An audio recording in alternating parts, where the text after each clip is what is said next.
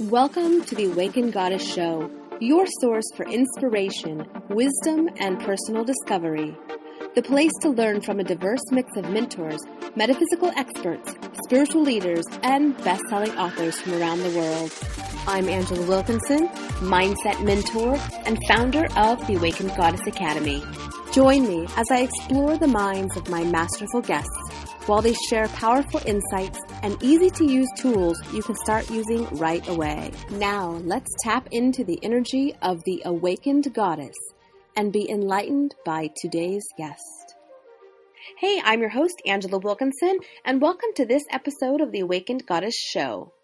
Dr. Janice Fletcher transitions us to conscious learning by awakening potential genius and creating optimal learning for all through her books, Wisdom from the Inner Teacher, and her newest, Teach with Spirit. She integrates her vast educational experience with her spiritual passion, bringing us a unique process which results in constant owl moments. She simply but profoundly teaches the six-step process through neuroscience, biology, right-left brain research, and philosophy that leads us to the magic of receiving wisdom. But before I talk with Dr. Janice, do you want to become more confident so you can attract more love, wealth, and success into your life? In the Awakened Goddess Academy, we explore love, wealth, and health from a spiritual point of view as we teach you the secrets of the divine and the ancient feminine arts. Are you ready to live your best life now? Join us today and let's make magic together. Go to theawakenedgoddess.com/join to get started. See you there. Now let's talk to Dr. Janice. Well, welcome, Dr. Janice, to the Awakened Goddess Show.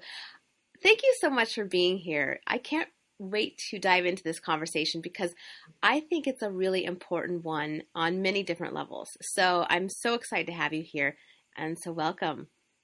Thank you so much for having me, Angela. It's a great opportunity, and thank you to the listeners in advance for hanging in here and listening to this wonderful story as it unfolds. Yes.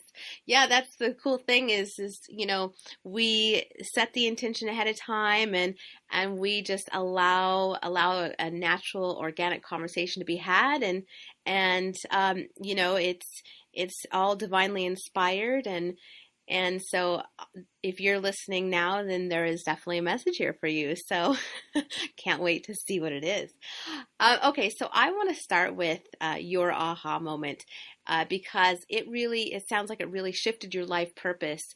And I wanted to start there. So can you tell us what happened? That particular aha was... It was interesting because there were many people that told me that I would be writing books, and I had no intention of writing books other than when I was back in college. I remember telling my mother that, I wanted to be an author, and I could remember her saying sort of tongue-in-cheek, well, that's great, dear, or whatever, just being that supportive but not really believing kind of thing. But it was there. And then there was another moment in time where I started sort of writing my book when I lived in Grand Cayman, and I had time to do so. And that was...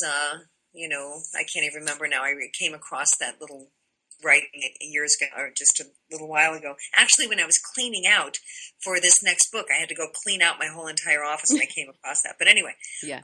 So it was interesting because there wasn't a consciousness within me that I was going to go write books. And my friend, Minty, who is actually the illustrator of the book, Teach with Spirit, was the challenge of it. She's the one that came forth with the first book. And she said, you have a book in you, why don't you start writing it? And so sort of with that challenge, I began.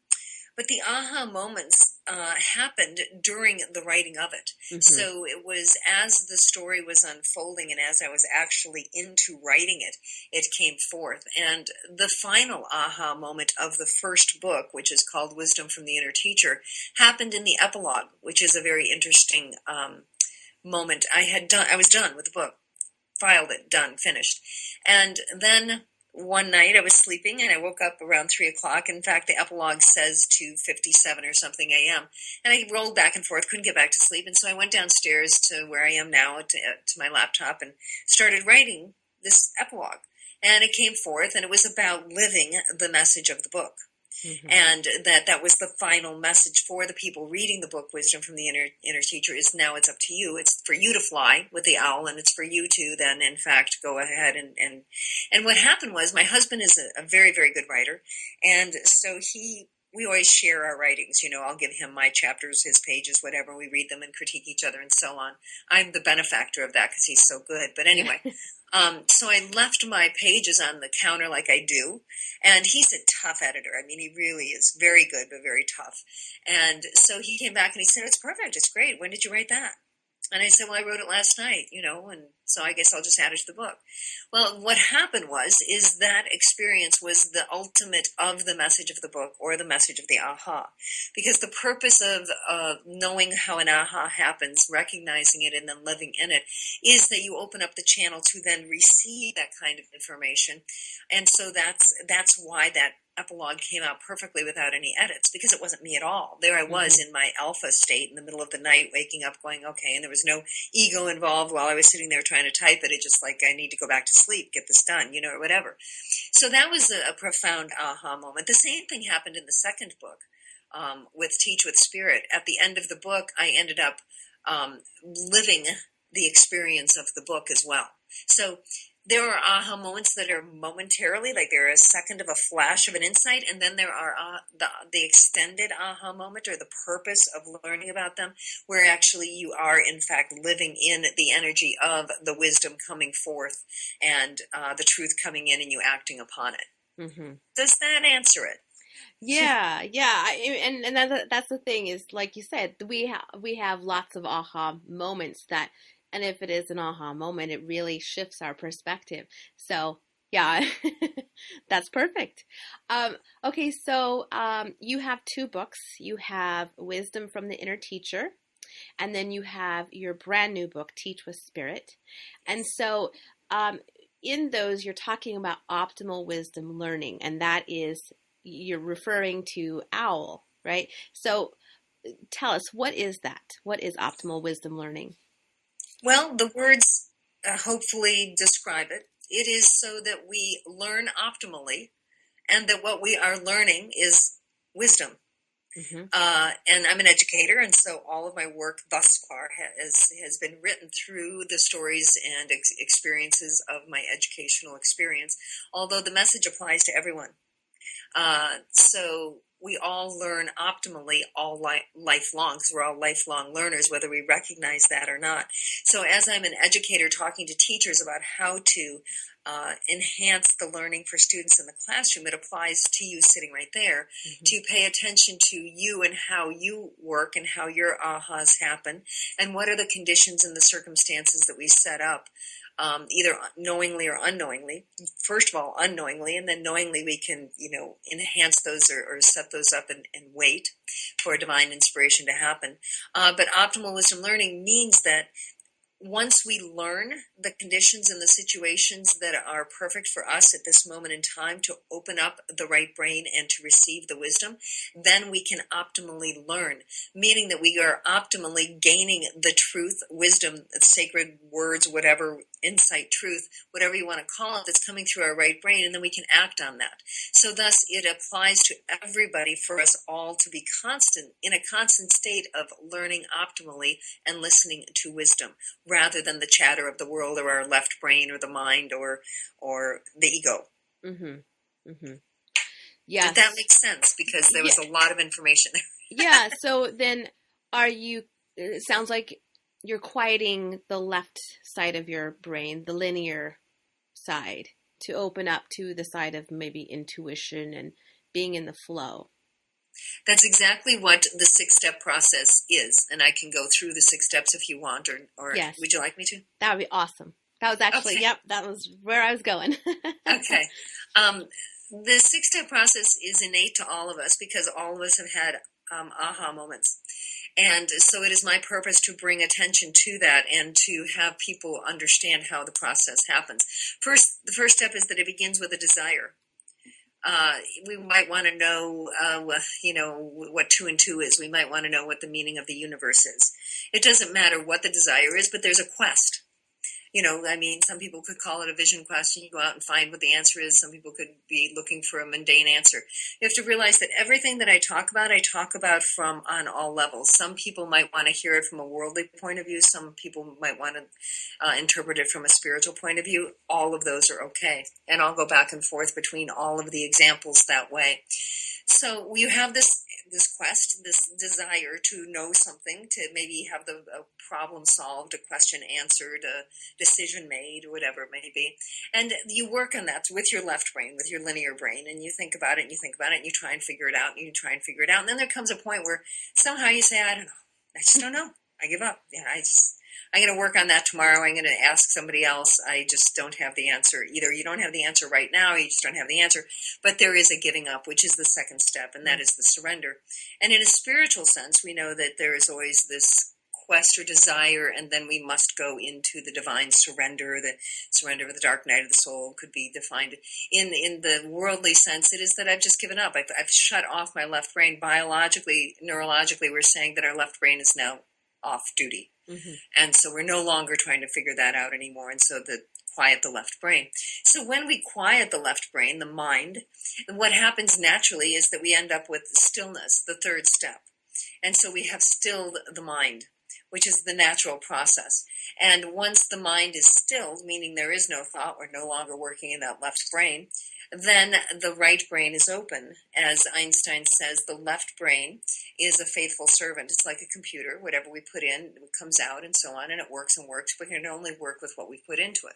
Whereas the right side of the brain is the sacred gift, as Einstein referred to it. And so that means that's why it's wisdom or truth that comes forth. So once the mind is stilled, then the door is open for the right brain to come through and wisdom to come through. And so then when that happens, a lot of the time, many of us, unfortunately, don't listen to it, mm-hmm. right? Because we've all had those moments where we say, I knew I shouldn't have, I felt that in my gut, then I shouldn't, which means that we didn't listen to it. So the fourth step, is to listen. Listen to this sacred wisdom that we've been given. And if we understand it to be that, then we surely will pay more attention to the words that we've been given. But even if we don't think of it as sacred words that are coming from a divine place, we can test it, because in an aha moment, when we get those answers, if you'll look back, you'll notice that you never say, wow, that's the answer, and then say, oh, I need to check on that. I need to double check that. I need to reference that. I need to research, because you just know it's truth. You just mm-hmm. feel it. It is the answer. So anyway, so this truth comes through. So the next thing is to listen to it. So we can listen to it, but still oftentimes we don't act on it because maybe it doesn't make sense. Maybe it is a very strange answer or whatever. So acting upon the wisdom is the next step. And then many people need to have the process checked or tested. And so if that's needed, that would be the final step, and the proof is in the pudding, so eventually you'll see that the answer is correct. It may be right away. It may be a couple of years down the road. I knew I shouldn't have married that guy, or whatever it is. Right. But there is, the answer will be correct. So that is, in a nutshell, the 6-step process, which applies to all of us and is very beneficial for teachers in a classroom. Yeah. So let's talk about how teachers can apply this. And, I'm thinking of, when I say teacher, I'm thinking in the broad sense, because I know that a lot of listeners are entrepreneurs, and they're spirit-led entrepreneurs, and they're teachers and healers innately. So can we talk about how teachers, in that sense, can use this? Yes. Well, as I said, especially in my second book, Teach with Spirit,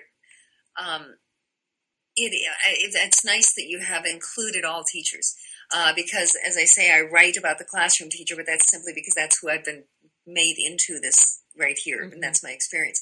But it does include, and it is absolutely synonymous with all of our teachers, however you define them. And what it means is, whether you are the student and or the teacher, let's look at it from the student point of view. Let's assume that we are the student, whether we're in a classroom or we're the entrepreneur that's trying to start our business, we're trying to listen to Spirit. The process is the same. There will be a time where you'll get an answer, that something will click, that it will become clear. And at that moment, it will be the moment that we need to pause, because that's what just happened. We just received wisdom. So don't just move on, stop and relish it, look at it, and take all the details in. What was it for Angela? What did Angela need at that point in time? Did you need to have a lot of people talking to you, and then all of a sudden it came forth? Did you need to have quiet time? Where is your alpha state? Were you off walking in the woods? Were you taking a bath? Water is obviously a very strong conduit. A lot of people get a lot of information in the shower or the bathtub or the pool or whatever. And so we need to pay attention to the circumstances and the conditions that allowed that to happen, because that is inevitably at that point in time in your life. It may change, but at that point in time, the conditions that allowed it to come forth. So that's your learning formula. And so in a classroom, that's what the teacher would look at to say Joey in the corner was sitting there with the headphones on, and that's what worked for him when Susie in the other corner needed to be working with a group. Well, the same is true whether we're in a classroom with a teacher or we're listening to Divine Spirit. All of us have different ways of doing this. Some of us may be in a church praying. Some of us may be in meditation. Some of us may be out doing a walk in nature. Whatever it is, it's getting to know thyself, as Socrates said. And so the more we know thyself, then we know and we are listening to ourselves, then we are open to hear the wisdom, as the first book and the second book say, wisdom from the inner teacher. So you're opening up. So this is all about becoming intuitive. And how is that helpful for us? Because the more we do that, neurologically speaking, there's a nerve, corpus callosum or something called in our brain. How do you say it? Corpus callosum. There you go. Yeah. And I should know that, especially I'm Dr. Fletcher, right? Oh my gosh, I don't know these things. I remember when I was a principal and I didn't know all the states of the union or the cities or it was like, you're a principal, you're supposed to know that. Anyway, we don't need to know anything because we have Google. That's right. And it'll even pronounce it for us, right? Yes. So anyway, this nerve is actually a physiological part of us, and it is like a rickety road, and we are able to make it into a superhighway. Because just like anything else we do in life, when we practice and we pay attention and we live with intention and conscious awareness, then we are building this wonderful superhighway between the left and the right brain, which will then more readily allow spirit to speak to us, so that we're receiving more and more wisdom. So if you want to look at it from a physiological point of view or biological point of view, yes, that happens biologically. Spiritually, the more surrendered we are with our left brain, and the more surrendered we are that we don't know anything, and yet give me the answer from somewhere else, the more we surrender, the more the wisdom will come through. So however you want to look at it, it benefits all of us to, as the second book says, teach with spirit, meaning literally walk your life with spirit infused in you, walking every step, every decision, every action, every thought. That's the ultimate to me in terms of teaching with spirit, is that you are learning from spirit and being guided by spirit. That brings up a couple more questions, which is awesome. The surrendering part, at least in my world, that's been a big challenge because I learned that, you're intelligent, you can figure it out, you're resourceful. And so that's been a big journey for me, learning or unlearning to try to do it all myself with the logical, the linear, the left brain, versus opening up and kind of surrendering, as you say, surrendering and allowing in the intuition and divine source to just flow through me. So, is there a way, do you have a tip or a technique that helps with that process? Sure. And of course, we all are there with you. And the more intelligent we are, the more that is a challenge, and here I speak from 4 degrees. So, I know from whence you speak. And yes, I was talking this morning with my friend about the hill people over in India, that when they find their teacher, they have no intellect to stand in the way, and they walk into a complete, God realization, because there's no intellect there to get through. So yes, that's all we're dealing with, is that beautiful intellect. And also we, again, must think about the left brain as the computer, right? And a phenomenal computer. And so what we want to do is we would just want to transition, reprogram that computer to work for us rather than against us. So rather than going off on its own, rather than it being the monkey mind of, thinking about this, that, or the other thing, it's the discipline of control of the mind. It is the reprogramming of the mind. So again, it is paying attention acutely to our thoughts and our thought patterns and noting what our mind patterns are. Mm-hmm. And when, in fact, we're surrendered and when we're not. So those moments when we're surrendered or we can feel spirit or we're hearing spirit or whatever, when I say relish it, I mean it. When I say sit in it, I mean memorize it. I'm a yoga teacher as well and bring people to still point. And when we get there, it's like, now pay attention. Now feel. Now remember, file this away in your computer of the left brain so that when you're sitting at your computer, you can go back into this moment right here, right now. So it's a discipline. Just like anything else we have in life when we're learning things or whatever, we are literally learning how to pay attention to our left brain. The other tip, there's a number of them, is when we have our attitude of gratitude and we need to keep ourselves in a continual state of appreciation and awe of the divine. So that, remembering where we fit, where our ego and our sense of self fit in the grand scheme of things to keep us humble. And to keep us continually humble, meaning that we're continually asking, we're continually begging, for to let go of this side of us that is keeping us in duality and keeping us separate from the oneness of the sacred coming in. So the continual living in request for spirit to guide us. It may be every second of the day. It may be, Spirit, please tell me. Lord, help me. It may be, Jesus Christ, do this. Allah, help me. However it works for you. To continually be asking in surrender mode for it to come through. And then just pausing. Because one of the things that we really don't do is pause. And many of us try to meditate or go into prayer so that our left brain is quiet. Well, that's wonderful. And of course, we need to do that. And I applaud that. We need to be in a meditative state and constantly keeping that left brain in check all the time. Mm-hmm. So it's like we have to constantly work with it and bring ourselves back and bring ourselves back and bring ourselves back and bring ourselves back into say and recognize ourselves. And it's just like an Olympic athlete. I mean, we're looking for spiritual God realization. Yes, it's all grace. Ultimately, it all happens through grace. But what is the saying? He helps those who help themselves, and so on and so forth. So be it, we must help ourselves. Our effort is the thing that will bring the grace to me.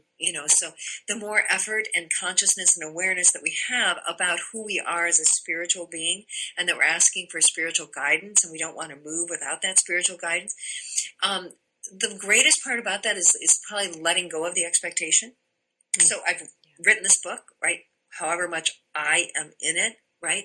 But what will happen to it? I will still do my effort to find the radio show to go on and to do what I can do to market it, but it's not in my hands, right? It's not my book. It's not in my hands. So the letting go of the expectation, doing our part with our left brain, and then let go and let God, and then let go and let God. Yeah. And again, let go and let God, because we'll come back and we'll come back and we'll come back. Mm-hmm. That's a bunch of information again. Yeah, and letting go is so important. It's like we get caught up in the expectation or the idea of what we want, and we're holding on to it so tightly. I think we just stop that flow of the divine, and yeah. So that's a great point.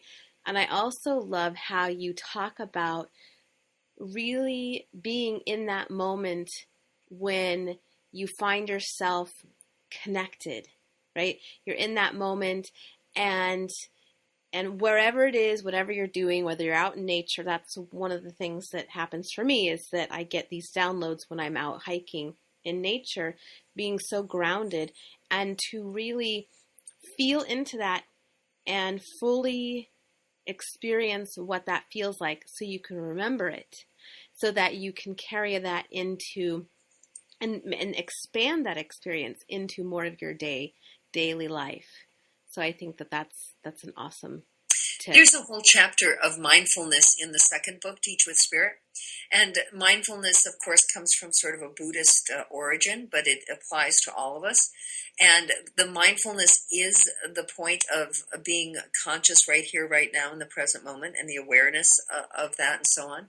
And so anytime we're not in present moment, of course, we're either in the past or in the future.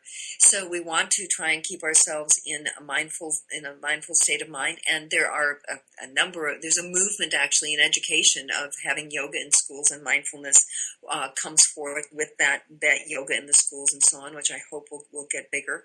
But the point is to just pay attention to right here, right now. Mm-hmm. And again, it's a discipline. We are a student, okay? If we were a student in life, here we are. We were put in this wonderful temporary body, and we house this soul, and we walk divinely through life thinking we're human when we're actually spiritual and having this human experience. And so as we do that, then we have to again, bring ourselves back into present moment. And in the book, there's a lot of guides of how to do that, but it's very simple, because truth is always simple, right? Mm-hmm. There's nothing in either of these books that is like, oh my gosh, that's so different. It's all just awareness of what's there. But to become mindful, it is right now. Do you feel your toes? Mm-hmm. Right now, do you feel your bottom in the seat? Right now, what does my voice sound like? What does the horn honking in the back, or whatever? Keeping yourself right here, right now, and that again is the discipline of bringing yourself into, even in the middle of watching a movie in a movie theater, I will pause for a second, bring myself back into my seat while the movie's going on, because you get so enthralled in the movie, you're not even anywhere in your body, right? Yeah. You're just like the movie. So I'll bring myself back and I'll say, okay, I feel my toes, I sink into my body, just bringing yourself back into the present moment. And again, it's just the continual, I'm sorry to say, slow and steady wins the race of the repetition of doing that over and over and over. And like you said, when you are out in nature and you are connected, that's when you just pause and you just cement it into your experience.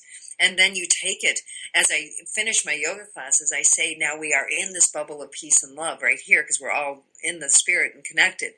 So when you walk out the door, don't lose it. Carry it with you. Mm-hmm. Stay in the bubble and walk within that bubble of love, or that connection to spirit that's coming through, so that it's there. And the more you do it, the more you can do it with just a second, just a breath, just a remembrance.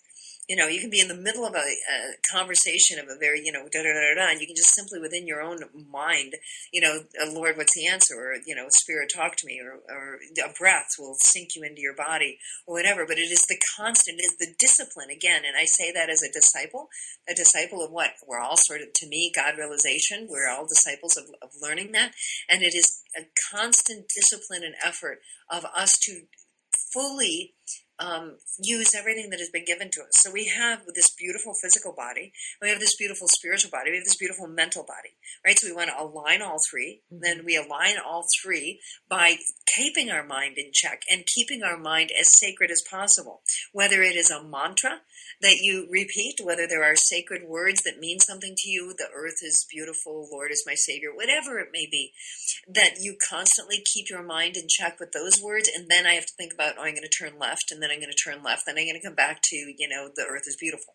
So you're keeping the vibration of your being as high as possible by controlling that mind, reprogramming it, working with it as your best friend. Or not fighting it necessarily, mm-hmm. but being the mind whisperer. So constantly bringing that mind into the sacred vibration and keeping it there, aligning it with the intention of what it is you're doing and where you want to be, and having your body, listening to your body, being in it. Because most of us are flying somewhere outside energetically in our body. So if we can bring ourselves in and ground ourselves, then we're using all the cylinders that would have been given to us. Because most of us function on like one cylinder rather than 12. And why I use the analogy of cylinders, of which I have no idea what I'm talking about, I don't know. But anyway. Maybe there's a car enthusiast listening right now. Okay, so for someone that might be not quite sure exactly what you mean when you're talking about maybe being out of body or not really present, can you give some specifics of what they would be noticing or feeling if they're out of their body? Well, they wouldn't be noticing and feeling that much because they're not in their body. And most of us run outside of our body energetically because we've gotten scared or frightened or hurt or whatever. And so it's easier for us to just vamoose and not feel the pain. Mm-hmm. Our heart closes and we're energetically outside of our body. So the greatest way, the easiest way to do this, and this again is in the book, in both books, is to bring yourself back into, and this is called an appreciative inquiry lesson. Anyway, it's bringing yourself back into an experience that was very heartfelt. Or whatever experience it is, but I always try to go to the positive. So going into a positive experience where maybe you were a great success, maybe you just won the award, something really super positive was happening in your life, or it's Christmas morning and you're so in love, you just got married, whatever it is, that's bringing in, opening up that heart and feeling that openness. And so that's just using our mind, our beautiful mind, that has the memory of that experience and has the sensory memories as well that go with it, taking us back into that moment. And then once you get into that moment, your heart literally is open at that time. In yoga, I ask people to breathe it open, to actually put your hands in your heart and take a deep breath down into your belly and have your heart open. Mm-hmm. And we do yoga things where your hands are underneath you, where you have to have your heart open and your ribs can't protect it and your arms can't protect it, and feeling the vulnerability of having your heart open and enjoying that. Because it's scary to have your heart open because you never know if somebody's going to come and hurt it, mm-hmm. right? And so, again, then asking God, how whatever works for you, spirit, nature, whatever, to, in fact, be there in your heart. So that while your heart is open, you can, in fact, be safe.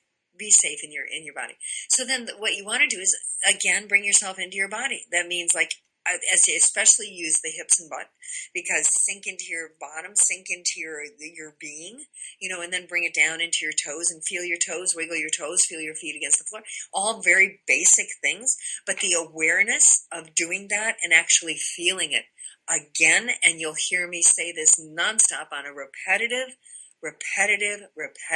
basis throughout our life. Not just when we're meditating, not just when we're walking in nature, but while we're cooking, while we're in our closet, while we're, cleaning up dog doo, whatever it is we're doing, we're mindful of it. Mm-hmm. Okay, so the mindfulness is a very good key to keeping yourself in your body. So that whole chapter on mindfulness in Teach with Spirit is very helpful.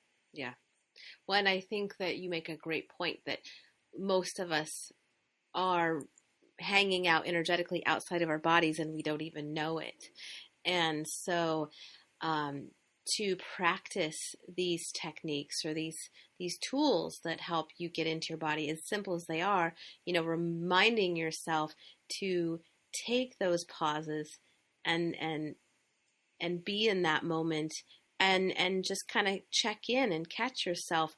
And then the more you do that, the more comfortable it becomes, and the more in touch you are, because you're right. It's your heart. Our hearts, I think, have become so closed, and I think a lot of us have forgotten what it feels like to have our heart open. Yes. So, yeah. Yes. So going back in, and it's a very gentle, fun, wonderful experience to go back into a memory. And so then once you do that, also when we have, when we're not in our body energetically, it's like having an empty house. And when you have an empty house, then the, spiders come in and the cobwebs come in and, all things happen. Things can happen that are negative. Diseases can start. So you want to be energetically alive. Not only energetically alive and full in your body, because we've been given this beautiful body, so by not using it fully, we're not optimal. So again, I come back to the optimal, mm-hmm. because it's the fullness of our body and the fullness of using the beautiful earth that God has given us. In yoga, I always talk about, now where are you lying? Are you lying on your mat? Are you lying in God's arms? Are you lying on the earth? What do you want to hold you? Okay, so and then be there all the time. If it's in God's arms, as I'm walking down the street, I'm in God's arms, as silly as that sounds, or I'm walking on the earth, if that's my sacred journey.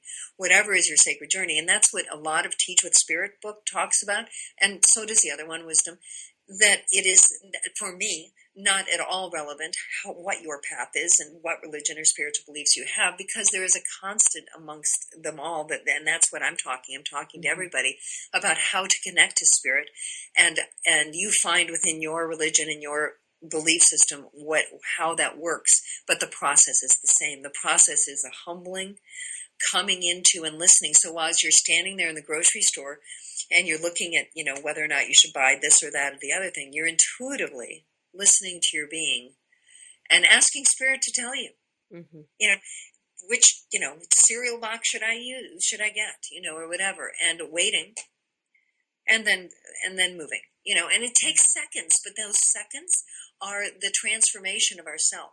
The transformation of the phoenix rising comes a little bit at a time. And it may sound, I keep saying it's a discipline, but it's a fun discipline. It's a game. So it's like playing with yourself and getting to know yourself and thyself, as we say, so that your body, your being, your spirit are aligned, your mind is aligned, everything is, because when everything's aligned, then you have the full potential, then you have the optimal way to do anything. So we have full force. If you're going to shoot the arrow, as in Sagittarian that I am, we want to have everything aligned so that it's going to hit whatever it is that we're trying to do. So we don't want our mind going one way and our body going another, and our body not being there and not connected to spirit. But imagine if we had our mind working with us the way we want it to work, and our spirit connected fully and our body fully grounded. That's mind, body, spirit connection. And so and that's the whole gestalt. That's the shtick. And so once we get that, then we're walking and are totally open to have spirit guiding us every step of the way, which is the ultimate. Yeah. Well, and as you're talking, it just again reinforces in my mind how this discipline it's requiring us to slow down, which we all really could use to slow down. And for those of us that are so kind of in that busy kind of way of being, this practice it might be challenging at first, but like you say, it's the practice, it's the discipline and connecting more and more. And I find that the more you're aligned with the divine, and you, like you say, you're talking about the bow and the arrow and having everything mind, body, spirit lined up, you get to that end result that you're trying to achieve much faster and much more graceful and easy. And you're talking about being fully aligned and having to be in your body. For when I think of manifesting, is so important to be able to really have, like you say, that full potential to manifest. And if we're aligned, it happens so much easier. So yes. Imagine if you're a student in a classroom and you have a teacher who is literally walking that way in the classroom. Yeah. Walking around the classroom, being the servant of God to teach and do whatever she or he is being led to do for that particular student, knowing that student as well as whoever we define as our teacher, or God or spirit or whatever you want to call it, knows us. That's my quest in Teach for Spirit, is that the teachers are in fact that connected to themselves and to the students, so that there is an energetic intuition that is going on that is bringing forth spirit through all of the stuff. And you know how you're saying the busy person, and boy, do I get that one. And it's, particularly challenging for the A-type personality to do the slowing down or whatever. But I always give the challenge, if you will, because type A's love challenges. That it's actually not, that they don't have to think of it as a slowing down, because that is so opposite of what the type A personality can do, that you can reject that even at the thought of slowing down, like I'm not going to get enough done. Yeah. So I actually give the other challenge, and the other challenge is to add this to your plate. Oh, okay? Nice. What I want you to do now is I want you to do all that you're doing, okay? All that you're functioning and all the wonderful things that you're juggling at the same time. And now I want you to pause all the time, in between, just for a second or two, just for, maybe 3 seconds, 5 seconds, maybe it's 30 seconds, whatever, however long you want. I'm just going to ask you to pause in between. That's all. Not changing anything you're doing, not changing your busyness. In fact, you're going to be even busier, okay? Because that's really comfortable. It's very comfortable to stay in the busy mode. So add this to your plate, but you must get get fully in your body. You might be standing there in your garage going, which tool should I use for the whatever? And you pause. You're in your pantry, in your closet. What am I going to do? And you just sit there for a moment, just for a few seconds. Feel your toes, feel your body, get your breath deep, and then after a few seconds, okay, now I know. And it's going to be that piece of clothing, that thing from the pant, whatever. So that's really helpful, I think, to busy people and for somebody like me that, has gotten that type A thing down quite well. Yeah, well, that's awesome. I love it. Yeah, let's just add one more thing to your plate. Yeah. And what will happen is it absolutely will transform. Mm-hmm. It can't, it's impossible that it won't. And, the more quiet, the more centered you become. It's like the tennis player coming back to center. The more centered you become, then the greater your centeredness.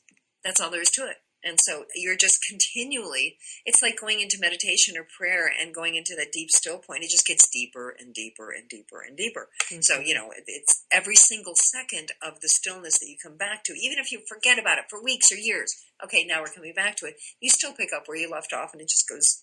Yes. It continues. Yes. Yes. I want to go back to something you mentioned, like way at the beginning of the interview. And you mentioned something about the alpha state. So can you talk about that? Talk more about alpha state. Yes. Alpha states are really wonderful places. Aha moments, wisdom, and it doesn't come through unless we're in an alpha state. And an alpha state is a dreamy-like state of our consciousness where our left brain is not engaged. Okay. That's the key element of an alpha state. And so it's a dream-like state, and most people will experience it, like I was when I was half asleep and writing the epilogue in the middle of the night. Before you go to sleep, when you wake up, you have to have that pad next to your bed so that you can write down the ideas that pop through, or in the shower or wherever it is, because you can't really be working real hard, even as a type A personality, in the shower. Okay, you're limited a bit. Right. Anyway, your mind is still going, but there's a lot of things that you have to sort of rely on, what's going on in your head.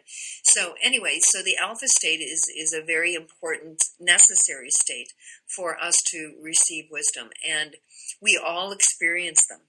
And for instance, maybe we were in college or studying for an exam in high school or something, and we had to cram for the test, right? And we think, I'm just going to stay up all night. I'm going to take more caffeine. I'm going to whatever. I'm just going to keep going, and I'm going to just keep cramming. And that's all left brain. All right. When the Google, of course, in their offices came up with this decades ago, because Google is leading the world in creativity and innovation. Why? Because they're into their right brain, not their left.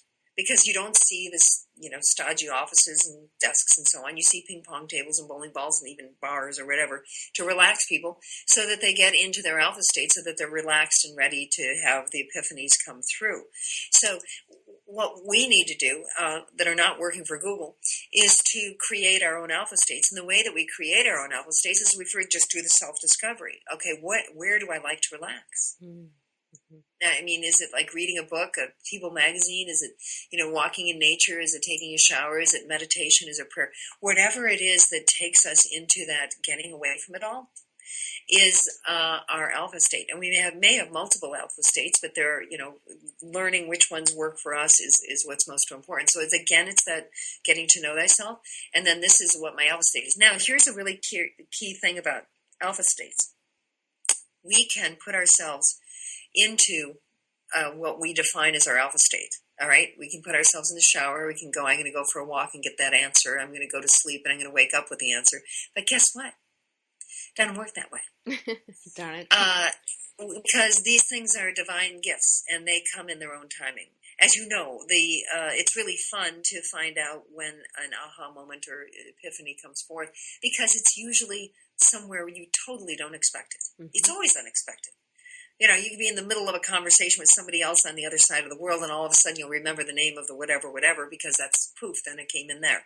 So I really do think that Spirit or God has fun with that, because I think that God or Spirit has a wonderful sense of humor and, enjoys like throwing you that little curveball there in the middle of nothing else. But the point is, it comes in its own divine timing. Mm-hmm. So even we can put ourselves into the alpha state, but the key is that we can't have any expectation. There's the key. So you can't, I'm going to go get the answer this afternoon when I take my walk. No, the minute you say you're going to get your answer, you're not going to get your answer. So you're only going to get your answer when you're not expecting your answer. Mm-hmm. Okay. The answer is a gift, and you can have your hands out waiting for it, but you can have no expectation of when or how or what the answer will be. Okay. So again, it's complete surrender. Complete surrender in, like, I'm going to give up on trying to figure that out, whatever it is. Okay. Should I take my money out of the stock market? Should I not? Should I? Shouldn't I? Should I? Shouldn't I? And then I'm going to just let it go. I'm going to let go and let God. And then I know when and if I need to hear or act on or do whatever it is, then when and if the divine comes forth, however the divine comes forth with me will come forth, and it is my job to listen and to act. Mm-hmm. The alpha state is a condition. Yeah. That and we can put ourselves out there, but we have to work on not having any expectation with it. Yeah. Yeah, the acting promptly, I think, is really like a good point to highlight, because it's like, yeah, we, in those moments when we do get that inspiration or we get that intuitive hit, it's like, because the divine source has this divine timing, when you get that message, you want to act. You don't want to sit and think about it. If you get this hit to go buy a lottery ticket, go buy a lottery ticket. Otherwise, you miss your divine window of opportunity. So yeah, divine timing, definitely. So to wrap up, I'm wondering if you have a specific tip that the listeners can start using like right away. Listen within. I mean, that is the ultimate of it always, is listening within, so that, because we're listening within to know it all. Listen within. Am I grounded? Am I in my body? Can I feel my toes, my being? Am I fully embodied? Listening within to know, is my heart open? And can I open it a bit further? And, can I feel my heart opening and so on? Listening within to know whether or not my mind is racing around like a monkey, or whether or not I can bring it back into its sacred thought and surrender that mind into, and I would, find the words that you need as your mantra to keep that mind floating in those sacred words, because, and you have to feel those words in your heart, of course. Mm-hmm. They have to be, sometimes prayer can get very rote, and we don't really feel the words that we're saying. So even as we're rotely using these words over and over, like a mantra in our mind, what we're doing is we're giving the mind something to hold on to, like a child with a toy. We're keeping it occupied. So we want it to have those words, the words that are special to you, that you feel in your heart, that will keep your heart open, and then constantly keeping that going on. But all that, as you will note, is happening within. So the key from wisdom to the inner teacher is, what is the inner teacher? The key to teach with spirit is, the spirit is within you that, you are having guide you. It's all the same. So listening within is the most important thing. Awesome. Well, I think that's like the best way to end on that note. So awesome. So I understand you have a special gift for our listeners. Can you tell us about that? Yes. Well, I will put together the first chapter of each of my books.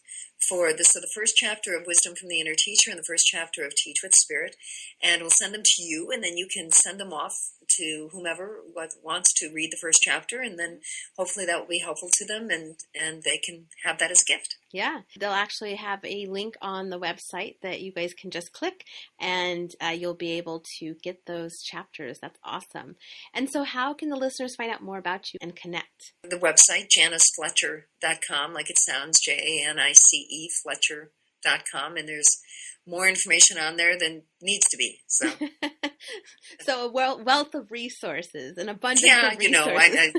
I haven't uncluttered it, because I don't, but it just keeps growing, because I'm, But yeah, and there's information about the seminars that I do, seminars I can't do, workshops, speaking, training, all of the normal things that somebody who writes the book does. Yeah. And so if there happens to be any school administrators or school teachers, they can maybe connect with you and have you come speak to them so we can get more spirit-led teachers. Yes. Yes, I hope so. And there's it's going to be interesting how this book is received, because there's a very strong separation of church and state, and I want this to be the breakthrough, if you will, to allow, because it embraces all religions, anybody, anywhere, anything. And it's not about teaching religion to students. It's about the teacher, him or herself, just being filled with spirit of whatever that means. Mm-hmm. So it does abide by the separation of church and state. And I would suggest Christmas presents, teacher appreciation gifts, PTA gifts for the teachers, whatever, however, contact me. We'll deal. Yeah. I just want the message to be received. However, Spirit will have it be delivered. Far and wide, wide. Awesome. Well, thanks, Janice, so much for joining me today. And now I'd love to hear from you guys. The most awesome discussions happen after the show over at theawakenedgoddess.com. So get yourself over there and leave a comment right now. Did you enjoy this episode? If so, I'd love it if you share it with all of your friends. And if you want even more incredible resources, including the gift from Janice, subscribe to the show and you'll get bonus content that I only share with my community. And until next time, goodbye, everyone. Thank you for listening to this episode of the Awakened Goddess Show. I hope you enjoyed today's guest and got something you can start using in your life right away. For more spiritual insights and to listen to more episodes, subscribe to The Awakened Goddess Show at theawakenedgoddess.com and discover wisdom that'll change your life.